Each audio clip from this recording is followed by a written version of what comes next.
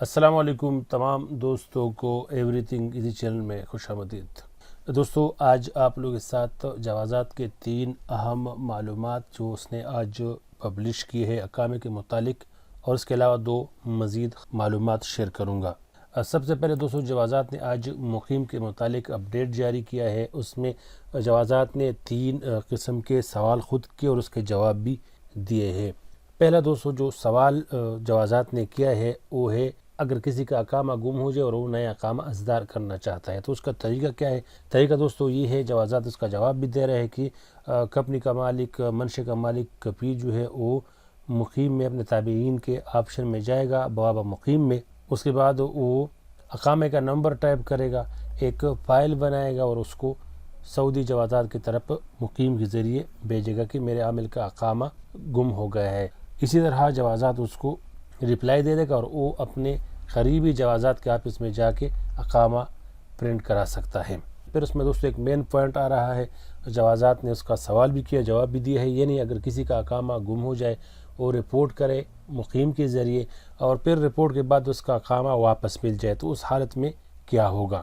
تو جوازات دوستو بتا رہا ہے کہ اگر آپ نے آن لائن رپورٹ کیا تو وہ آپ کینسل نہیں کر سکتے اور نہ اس اقامے کو دوبارہ استعمال کر سکتے ہو۔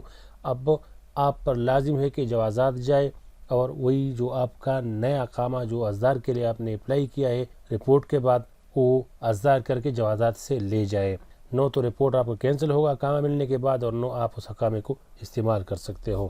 اس کے بعد دوستو جوازات نے اپنے آپ سے سوال کیا ہے کہ میرا ایک عامل ہے، اس کا نام غلط ہے اقامے میں، سسٹم میں، تو جوازات نے اس کو جواب دیا ہے کہ بالکل آپ اس کو آن لائن چینج کر سکتے ہو، لیکن شرط یہ ہے کہ صرف ایک ہی دفعہ ایک عامل کا سعودی عرب آنے کے بعد نام جو ہے وہ تبدیل ہوگا یا صحیح ہوگا۔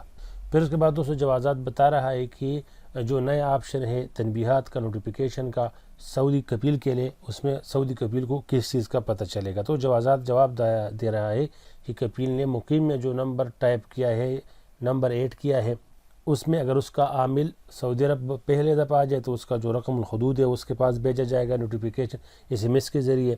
پھر اس کے بعد اس کے اقامے کا نمبر بھی SMS کے ذریعے جب اس کا اقامہ اصدار ہو جائے، نیا اقامہ، وہ بھی اس کے موبائل نمبر پر بھیجا جائے گا۔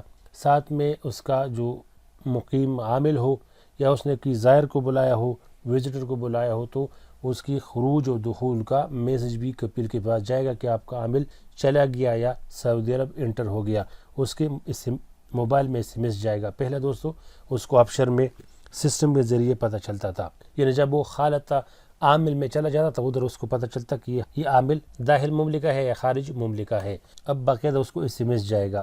ساتھ میں اگر اس کا عامل چھٹی گیا واپس نہیں آیا، اس کا چھٹی ایکسپائر ہوا تو اس کا SMS بھی کفیل کو جائے گا۔